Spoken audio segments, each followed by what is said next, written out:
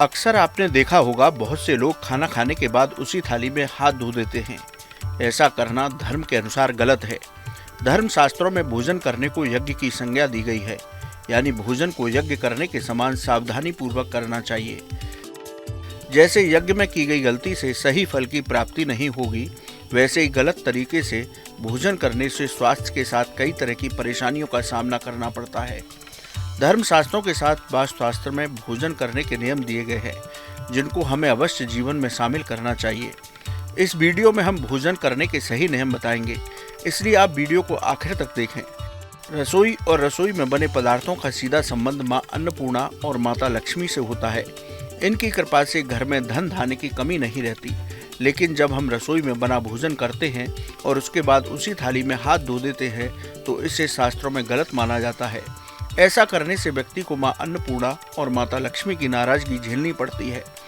ऐसे व्यक्ति के जीवन में परेशानियां बनी रहती हैं। घर में नकारात्मक ऊर्जा रहती है, जिसकी वजह से जीवन साथी के साथ वैचारिक मतभेद बने रहते हैं।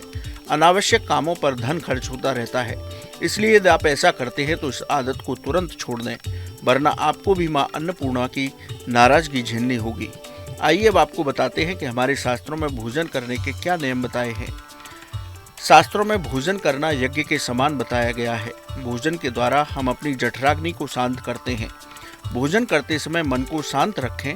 भोजन करते समय किसी बात को लेकर क्रोध न करें। भोजन हमेशा पद्मासन में बैठकर करना चाहिए।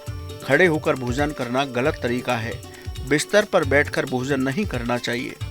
ऐसा करने से रोग बढ़ते हैं, धन की कमी होती है। थाली में कभी 3 रोटी एक साथ नहीं रखनी चाहिए। थाली को अच्छे से साफ करने के बाद ही भोजन परोसना चाहिए। थाली में पानी की बूंदें रहने से जीवन में समस्याएं आती हैं। थाली में भोजन नहीं छोड़ना चाहिए। ऐसा करने से अन्न का अपमान होता है। माता लक्ष्मी नाराज होती हैं। भोजन की थाली में खाने के बाद हाथ नहीं धोने चाहिए। ऐसा करने से माता अन्नपूर्णा नाराज होती हैं।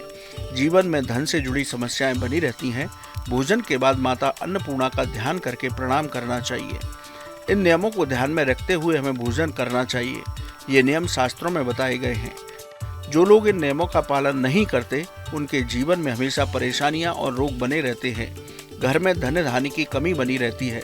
अनावश्यक कार्यों पर धन खर्च होता रहता है। व्यर्थ के खर्चों पर नियंत्रण नहीं रहता। इसलिए आप भोजन के नियमों का पालन नहीं कर रहे हैं तो तुरंत सभी गलतियों को सुधार करते हुए नियमों का पालन कीजिए और देखिए जीवन में कैसे होता है बदलाव।